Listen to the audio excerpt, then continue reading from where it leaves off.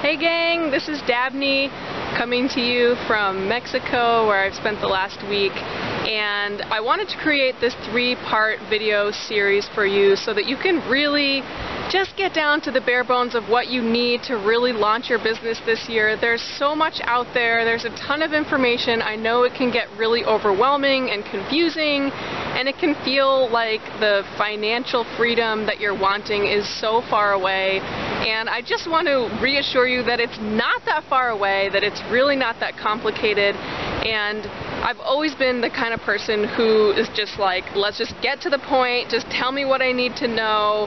And so I want to just boil down client attraction for you in a really simple way and give you some tips that you can implement this week if you choose to, that are going to really change the game for you. So the first part that I want to talk to you about is niche or niche, because this is the most foundational aspect of your business. It's also the one that's the most elusive for people, the one that people resist the most. You probably know because maybe you've been resisting choosing a niche. And you know, the reason why it's so important is because if, like, imagine you've got, your business is like sending off signals, and imagine you've got like 6 different signals that are just like, they're just going out there off in space to like anyone or maybe someone who might catch the signal. That's what happens when you don't have a clear niche or a clear marketing message, versus if you have one really powerful, strong signal and it's being directed exactly to the people who are meant to hear it. And what that means in practical terms is way less effort for way higher results. And when it comes to building your business, it can take anywhere from 18 months to 3 years to build a solid business. And that's if you're really working with a strong niche. And if you're not, you know, it could take anywhere from 5 to 8 years. And the truth is that no one is probably going to work at it for that long. And so it's having a solid niche is kind of the difference between like success and failure, because if you have to work at your business for 8 years and it's not making you money, chances are you're going to go back and get a job. And we can't have that because we need you and your gifts. So that's my I'll get off my pedestal about niche, but it's really that important. So the thing about niche that I want to share today is that it's not just about who you serve, it's about the problem that you're solving for them. And being able to connect your services and aspect of your services or the process you take people in, whether you're a coach or a healer or whatever it is that you're doing, being able to connect that back to the problems that they're having. And just, you know, I know a lot of people are like, well, I don't want to lead with the problem-oriented approach, but the truth is, hands down, that the things that compel you to invest your time and energy, whether it be in a training or even just reading a blog, are that thing claims to provide you with an answer to a solution to a problem, or a solution to a desire that you have. You want to learn about this, you want to experience more about this. That's what compels you to invest your time and energy. And so you need to understand that when you start putting your work out there into the world, you need to keep this in mind.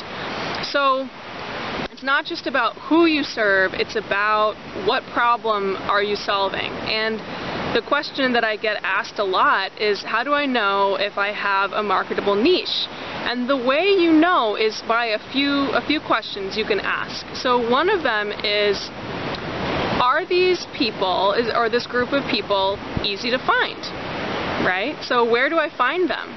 And I'm going to talk about that in part 2, but if you don't know where to find them, it may be because you haven't looked very hard, but if you don't know where to find them, it may be because the group is a little nondescript, it's maybe not specific enough, and in order to really gain leverage in your marketing successfully, you need to be looking at a specific group of people that you can identify where they are, so you know where to market to. The next thing is, are they willing to pay you? In other words, are they downstream? So you want your services to be downstream of a desire that they have. Like, it's kind of a no-brainer for them. Do they have a history of investing in this kind of thing? Or are you trying to work upstream? Now, the challenge with a lot of holistic healers and esoteric healers, energy workers and stuff, is that the whole paradigm is upstream for a lot of people, right? For the mainstream, and those are the people that we really want to reach. We don't want to just preach to the choir, but some of the beliefs and understandings, the whole worldview is upstream for a lot of people, right? It's not a natural way of thinking.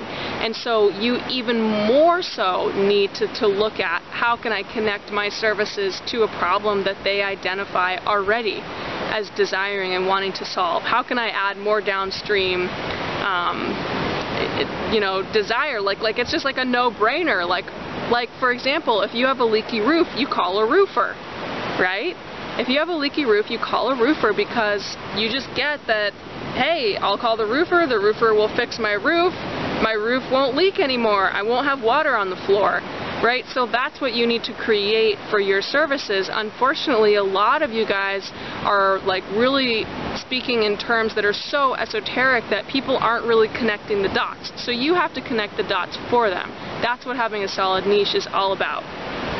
So the tip that I want to leave you with is the question, do I know where to find them? And this is one way that you know if you have a solid niche or not. And then the other thing you can ask is there one particular person I can think of who really fits this description, right? So maybe it's a single mom who's feeling overtired, or maybe it's a pregnant woman who is wanting to have a smoother birth experience. Maybe it's an entrepreneur. Maybe it's someone who is trying to heal their heart from a past relationship.